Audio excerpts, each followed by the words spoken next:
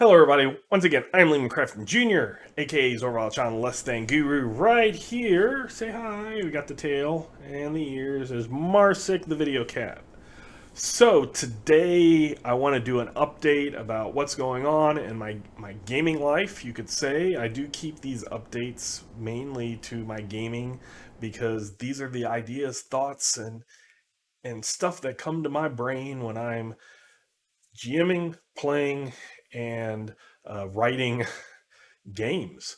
So that's what I think is kind of relevant. Although every once in a while I'll get a brain hit with a new book that I've read or something like that. So those might get introduced. But these I kind of keep to what is on topic right now, even if it's for old games. And Mars likes messing with the microphone. So, having said that, let's start off with Palladium. Palladium is a game, and you can see here on the channel, I have a playlist talking about my rewrite of Palladium. So, I did a really deep rewrite to help it fit my game, to help it clarify some ambiguous rules, tighten some rules, adding stuff, subtracting things, basically making it's something really good for me and my group. And in my Palladium First Edition review that you can also see here, you will notice I suggested for game masters who like to make rulings and who want a good core, but that it's not like, say, D&D 4th or 5th edition where there's absolute set rules, a few options. It's something that you really have to go through because there's a lot of ambiguity. So I kind of took those core rules, added stuff, did my rewrite, and talked about that. Now, having said that, a lot of that is going really, really well in my games, and I'm very happy with what has happened. And I've pointed those out also in those same videos. But there was one new rule that nobody, it was optional, a choice at character creation that nobody chose. And when I switched from a group party centric game to a campaign setting game that allowed people to have different characters so they could play with different characters at different sessions. So there was a bunch of new characters. None of them chose the new choice, which was a different way to get psychic abilities. One of the things that I there were parts of it I liked and parts of it that I didn't like within Palladium First Edition is uh, becoming psychic. So in Palladium system, there was a long list of things that you had to do. The first thing is you had to pick the right species that allowed access to psychic abilities. So if you picked certain ones, then no, you couldn't get psychic abilities. And even if you did pick a species that allowed psychic abilities, you had to roll randomly, and you had a high chance that you still wouldn't get psychic abilities. And then like a big chance that you don't get, and then a smaller chance that you get minor, a smaller chance that you get major, and then a tiny little chance that you get master. If you get that tiny little chance to get master, then you could choose to be a full-fledged mind mage or illusionist. And why I say full-fledged is that would grant you all abilities from 1 to 10, if levels 1 to 10. If you got a major, then you could only go up to level 3 in either the illusionist or the mind mage. And if you got a minor, you just could get level 1 powers. And that was random, a 60% chance. So if you got minor, major, and master, and you didn't choose to be a mind mage or an illusionist, you would go through the psychic abilities, and you'd have when you reach that level. So at level 1, you started off, you had a 60% chance of getting each level 1 ability.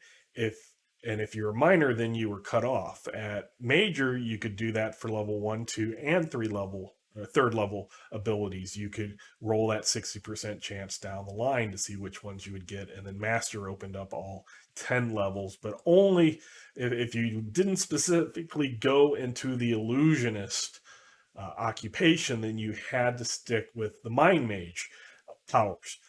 Uh, I like the idea of non occupational psychics having that 60% chance. What I didn't like is how hard it was to say, I really want to be a mind mage, and then you had to pick a certain species or a group out of a group of species that allowed it, and then you needed to roll really, really well. So I went in my rewrite and basically had it that if you want to be a mind mage or you wanted to be an illusionist or an adept, which is based off of second edition Psi Mystic or Rift's Mystic, which is a combination of spells and psychic abilities, that you could just do. You just, and I open it up all species. So you pick whatever species you wanted.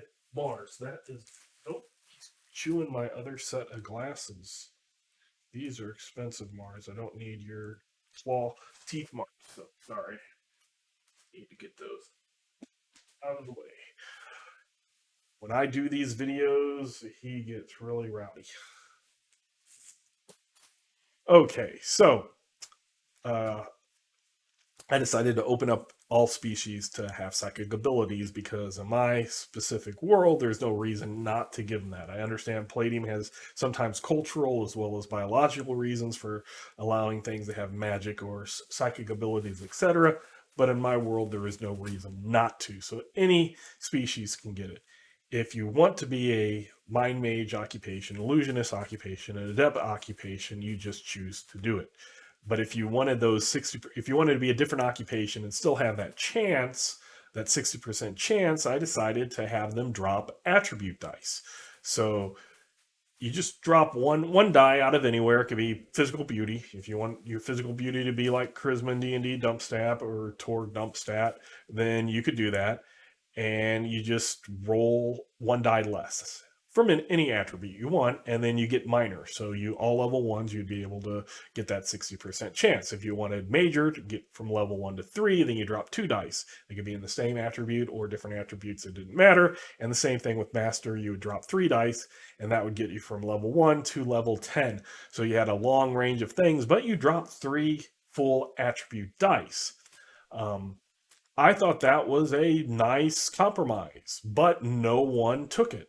And in rules that are able to be chosen by players, if either all players want it and think that it's bad if you don't get it, why would you not get it? Or the opposite, if no player wants it and there's no reason to get it, then that is kind of a bad rule. So I decided to open up a little and I figured out the average number of dice per player species. And then I took that and figured out what the average dice roll would be for all attributes added together, because somebody might have a 5 over here and a 4 over here, and the other person might have a 6 and a 3, but they still equal the same amount. I kind of figured out that base amount, and then say I subtracted a 6 for a full die, a d6, and then if somebody rolls that low, then they can get minor. And if it's 12 below it, then they can get major. And if it's 18 below it, then they could get master. And I looked at all the characters that have ever existed in this specific campaign, dead, current, new, old, whatever. 2 characters would have ended up with psychic abilities based off of just rolling so bad on their attributes. And that also kind of would solve a problem that I've had, is when I have had a couple, those 2 at least, there's been a couple of times where people have rolled really, really bad, and I almost wanted to say, just re-roll your character.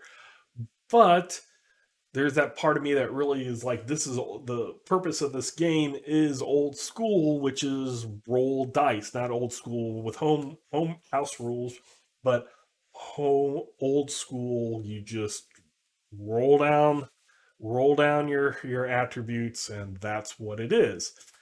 This gives a little consolation prize to those who roll really bad. And if you chose to subtract a die because you wanted that minor and you got 6 below it, because you did drop a die. So if you got a full, it would be 12 below, then you would be able to boost that losing that 1 attribute dice from a minor to get a major, or possibly a master if you rolled really bad. So kind of now I'm going to have both of those. One current character is going to get psychic abilities because of that. The people I asked the party, I asked the group, this was not something I was like, hey, no, none of you chose this. Was it because you didn't see it or you didn't think it was worth it? What if I have this little caveat as a consolation prize if you rolled really bad? Because even the people that rolled bad, that those characters died, they really became attached to those characters. Um, Even currently, it doesn't meet that requirement, but one of the lower rolled characters that a player just told me recently, I just made this character as a throwaway character because there's so much stuff that they can't do that my other characters can do. But now the character is becoming very interesting, and the character kind of is becoming an apprentice.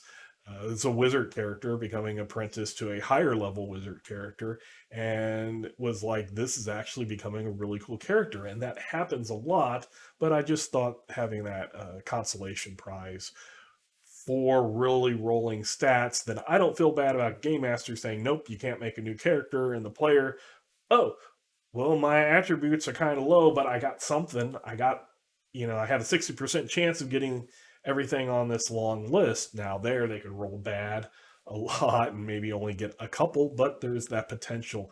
And the lower that they rolled on their attributes, the more uh, psychic powers they can get. And it's, while not exactly, it is akin to the Palladium megaversal rule of uh, you lose your PPE as you develop. You have a base PPE, and most humans that don't, or most people that don't go into magic, their PPE is used to boost abilities, promotes to acquire psychic abilities, etc. So it sort of goes along with that. But since I don't have PPE, it's your attributes, your common thing of what can give you potential, those potential dice rolls. So that's kind of where I am at Palladium. So that's kind of what I've been thinking about there. So let's go on to Torg. Torg, I'm in two current games. One of them we just finished, and we're starting with Roll Hit Die through Torganized Play. We stream those on Wednesdays on the Twitch channel, Roll Hit Die, and then afterwards they go to YouTube, Roll Hit Die. And then we are starting When Cosms Collide. We have a new game master, Mike, who's been a player for a long time, ever since I did my first stream as a GM with Torganized Play. He is doing When Cosms Collide. I will be taking my Cyber Musketeer Pierre on this mega adventure of When Cosms Collide.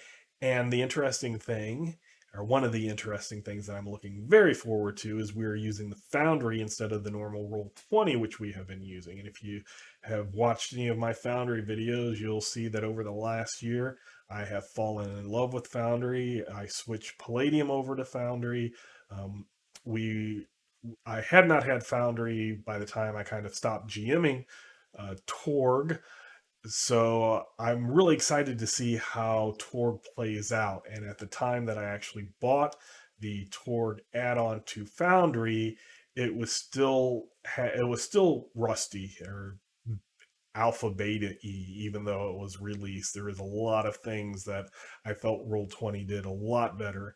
And now it looks really, really good. So I am happy to say that. And next week we will start When Cosmos Collide on Wednesday, streaming.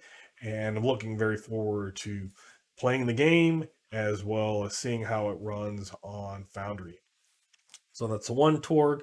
The second Torg, we are getting really close to the end of a trifilling matter, which is the Rorsch mega adventure, and that is one that I was listening and chiming in every now and again during the writing of that at the very beginning. I read the first act. I really liked it and decided it was something I really wanted to play without getting surprised. So I kind of put off reading the published work after it came out, And the way my mind gets when I have all these other projects going on and rewriting Palladium and officially writing for Torg, I tend to forget things, or at least they kind of go out of my mind until they pop back up, and I'm like, oh yeah, that was in there. So there's a lot of those oh yeah moments at the same time. The players are having the different, completely new oh yeah, or wow, or whoa, what just happened there type reactions. I'm having a similar reaction, but it's more of the oh, I had forgotten about it, and now I remember that instant where it was made. So that is really fun. We only have a couple more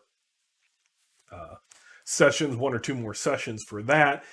The other thing that's very interesting is that in a lot of my Torg as a player, been game mastering Torg forever. Um, Played original Torg back at Purdue in 92 to 93. And then at the end of 93, I switched over to the University of Missouri and became game master of Torg and never played until Torganized Play back in probably 2019 or something like that. There might have been one or two that I played online, not associated with Organized Play before that. But now I regularly play thanks to Organized Play. So again, even though I am part of it, but not one of the admins or anything of Organized Play, it is a great experience to meet other people all around the world, play a game that's really fun, and you if you're stuck game mastering, you can be a player. And that's kind of what got me into playing to Organized Play. And then as a thank you to the game masters, I game mastered Blood on the Blasted Lands. So that's what got me into the streaming part of the Wednesday torgs. But my characters are usually combat. I have an Enos that has been changed to a caution, but fires a biotech weapon. It has death claws. I have the cyber musketeer that has a god meter pistol, as well as a cyber a plasma sword rapier, I guess you could say, power sword rapier. I also have Yvonne the Tharcold. Carries around a big impact hammer, so they're all very uh, fighty, melee mostly, but some ranged as well.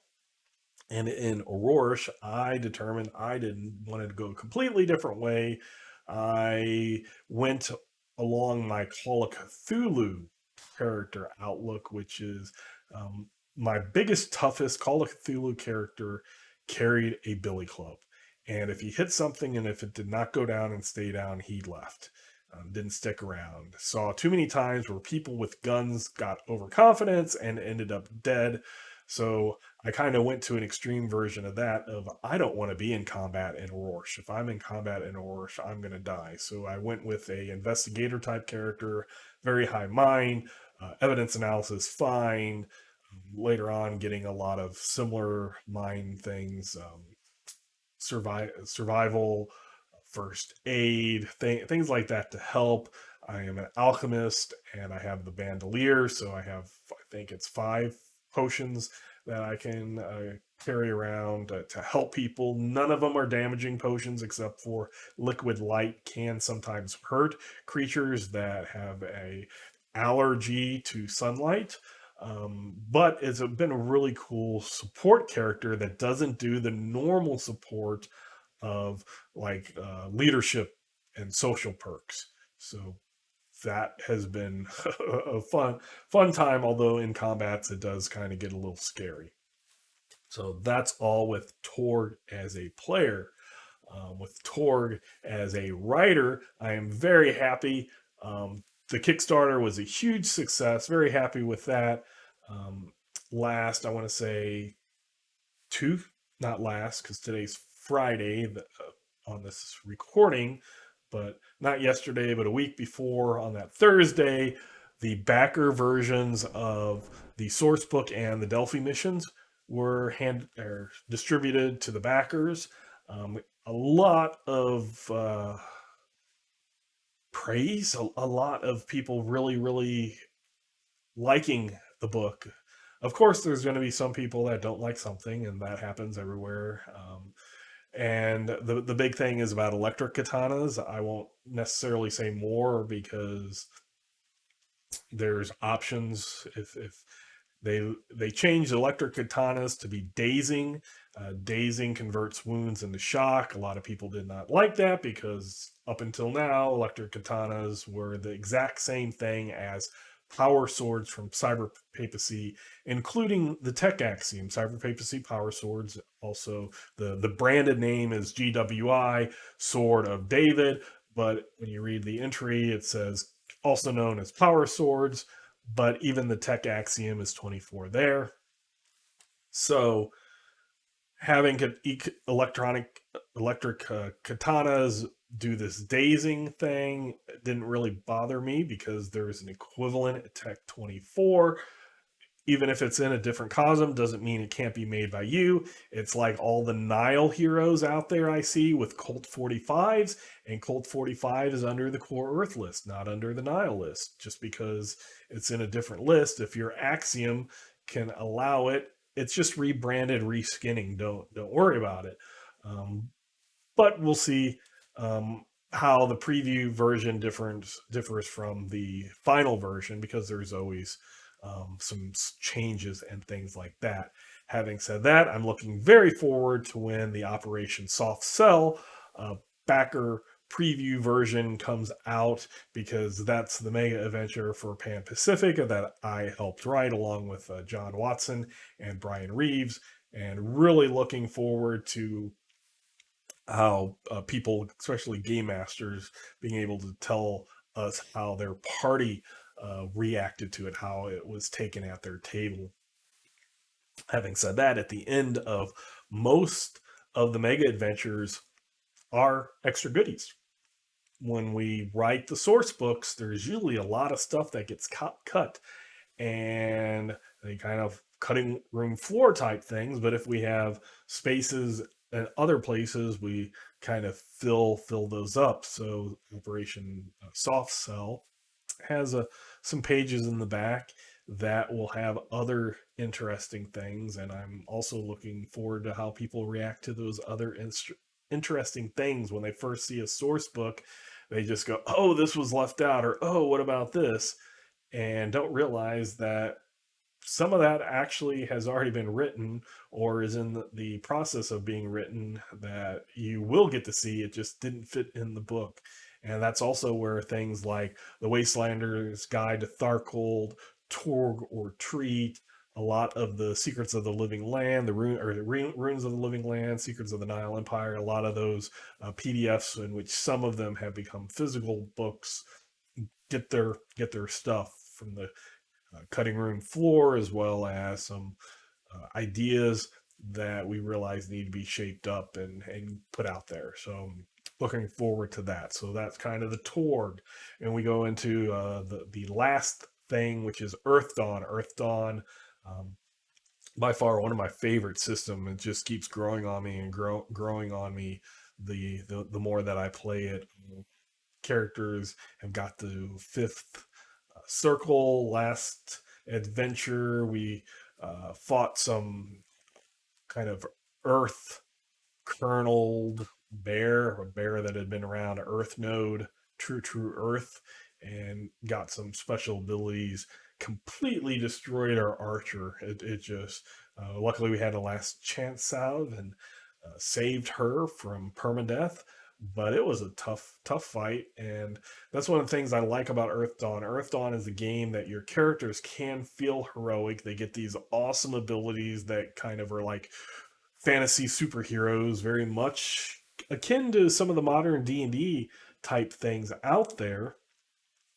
And but the dice explode, and that means they can explode against you as well as for you. And a lot of the creatures out there, even though you're superhero, they are super duper villains, are just really powerful, very hard to defeat. So that stuff is very interesting because even while you're heroic, your kryptonite's out there.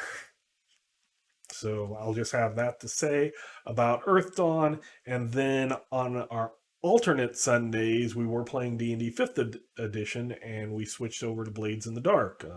That was one of those things where the game master got a new game system in their head, and it won't leave. And I completely understand that. I've had to do that before, where we had a campaign. I had a really nice Beyond the Supernatural 2nd edition linked with the Rifts uh, game that was doing rather well. People liked it. I liked it, but I got a different game stuck in my head, and it was like, sorry guys, can't really concentrate on this game anymore because this new shiny over here is kind of distracted me, making me look over there. So guys, I think we need to go over there.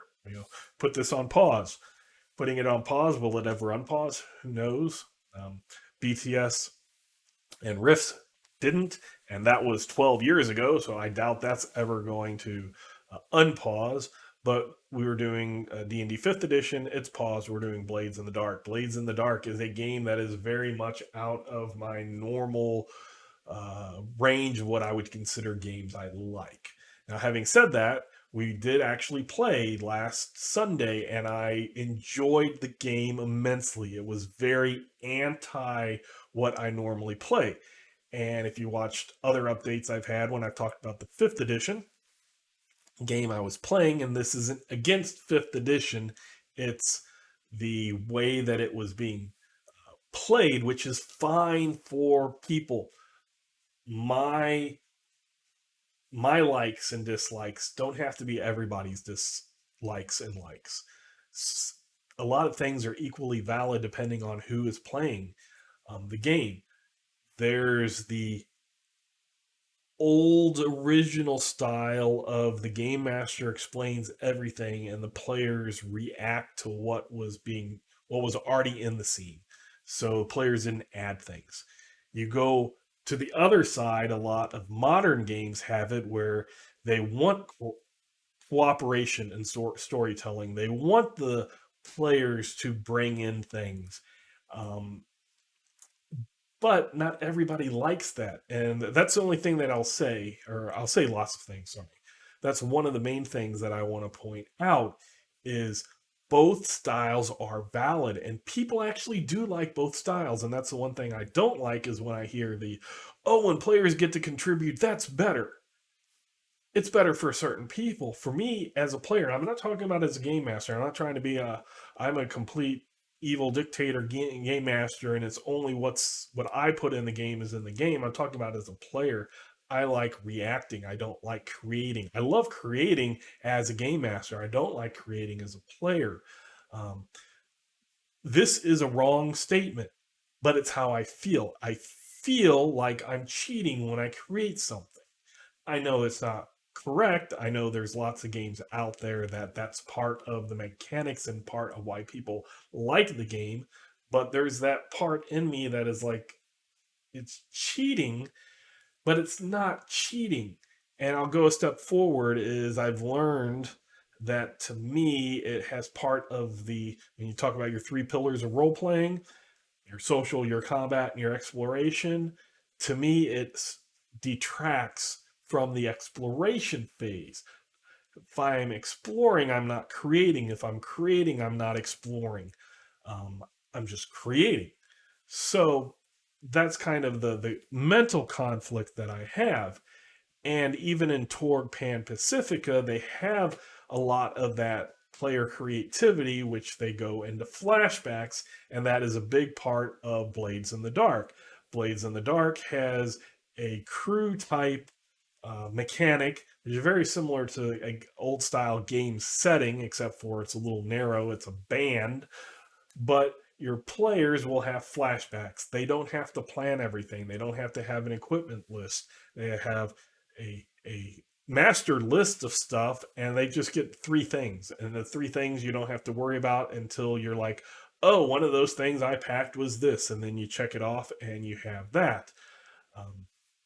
Very much not what pre-planned games go through, like old style D&D, where if you were exploring a dungeon and you didn't bring a 10-foot pole and you figured out you needed one, or you might die, you went back to town and bought a 10-foot pole and then came back.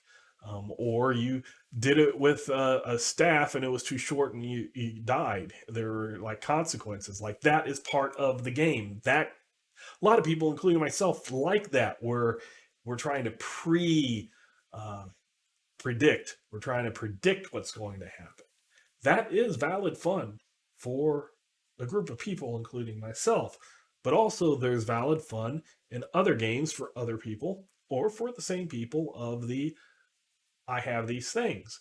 And I just have little flashbacks of, oh, yeah, I popped this out or I did this. And you might have some consequences depending on how you roll, and that was fun also. I actually had more fun than I thought I had when we were doing D&D 5th edition. We had a big uh, collaboration of all the players getting together and making the world. It went a lot against what I wanted, especially as a game that was supposed to be based off of Greek mythology, which then just kind of kicked the mythology to the curb, in my opinion. But that's again, I nitpick more when it's my topic and I have a degree in ancient Greek and Latin and the studies, classical studies around the history and language and everything, mythology, all that stuff, basically all encompassing over ancient Greek and Romans. So kind of wanted to get into it, and then when people were like, "Oh, you can have all races, not just Greek mythological races and stuff," that was a little harder, and I was still trying to learn how to do this, creating stuff in the game, bringing things into the game as a player. Blades in the Dark has the specific rules into it, and I think that might be something that allows me to have more fun. D&D doesn't have that as much, so when people are introducing things as players into a scene, there's not any type of real rule mechanic for it. Um, Maybe that's where to do it, because in Blades in the Dark, if you have a light load, you get three things. Very It'd be whatever. You can pull whatever out at any time. It's just one of my three things is this. You get, depending on like your character class, they call them playbooks, I believe. Depending on your playbook, you get certain ones that you always carry around. And then if you're carrying a light load, which is they're concealed, not obvious at all. You get three things. If you do a medium load, that would be like somebody going, nah, they might have something hidden under that trench coat. You get five things. And I think it's seven, but I could be wrong because my character, being a burglar lurk type character, would not be carrying around a heavy load. But that is like you see the person across the street and you're like, they're up to no good. They have a ton of stuff that they're falling around. But we do get a one of our crew perks, is we get two extra things. And when we went on this mission, this heist, this setup, whatever you want to call it, while you're ticking those things off because you need it for the moment, that actually added a bunch of drama because as a light load, I got five things because of those two free ones because of the perk. But it's like, oh, I used this one, but I failed it. So that was kind of a useless climbing gear. I tried to attach myself under a carriage, but it started taking off before I got there because I botched some rolls and almost ran over me. So that was kind of gone. And then I used something so we were dressing up to in disguise. So that was another one that was gone, and another thing that was gone. And then we get to the end, and we're assassins. I go for the assassination against our target.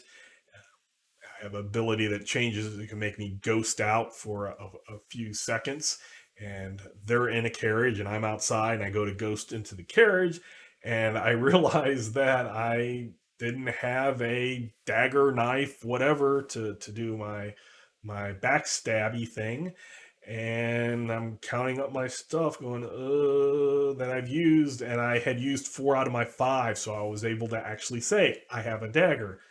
How interesting it would have been if I would have used all five of my things and not had a dagger. What would I have done? Because I did not even think about that until I faced through that carriage. So that adds the tension, and I was able to enjoy it. So basically, the gist of this discussion is even if you do like a certain type of game style, maybe you'll be able to have fun doing another type of game style. You might want to use a different system that is more attuned to it. And I know there's a lot of people out there that are like, I've learned D&D, and D&D, I'm going to use that system for everything. It doesn't matter what it is. But if you're watching my channel, you know that even though I discuss D&D because D&D is the most popular game out there, I have very little true D&D content. It's usually using D&D terms and analogies and stuff so for understanding purposes but not digging into. So doing the thing in D&D wasn't so fun for me. Doing it in a different game actually was really fun, and I am looking forward to the next session, which was kind of shocking. I was really wondering if I would like Blades in the Dark, and I will say that I at least we played once. We spent one session zero figuring out everything. Now we did an actual adventure. It's a very different way of planning um, and doing stuff, but it's really interesting.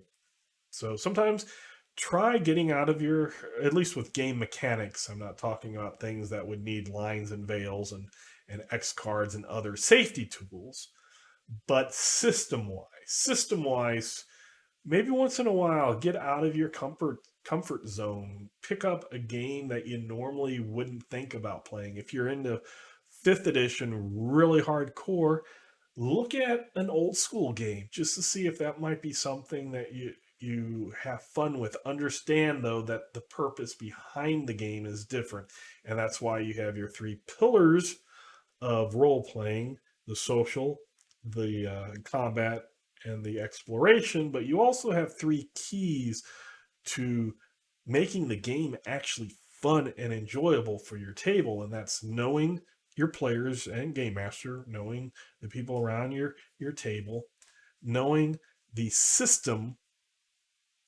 and that's what this would be. Different systems help or hinder different play styles. Know the rules, know what type of play style they're trying to get. If you're going old school, you're getting resource management of equipment lists, spell slots, um, spell components, things like that. If you're going new school in Torg, it might be cards and possibilities and ways to regenerate those. The resources type things are different. And then the third thing is your setting or your reason for the game. And that along with the system, maybe there's a conflict. And that's what I saw, I think, in the D&D 5th edition, where we were using D&D 5th edition rules and trying to do a Greek mythology cooperative. Players change things as it goes. There was kind of a disconnect between the setting and the rules. So look for those three keys, and just get out of your comfort zone for your systems. I just did, and I found it extremely enjoyable. I won't say that it's completely changed my mind and I want all games to be like that. I really do enjoy my old school Palladium that I'm going on, but I enjoy my Torg Eternity, and this Blades of the Dark is being really fun too. And Earthdawn is more of middle ground. I love Earthdawn, so I'm really happy to be in some games that I'm enjoying and not trudging through because I like the story but not the system, or the system, but not the story. So, having said that, I'll let you all go. Once again, I am Lehman Crafton Jr., aka Zorwal John Less Than Guru, and until next time, I will catch you later.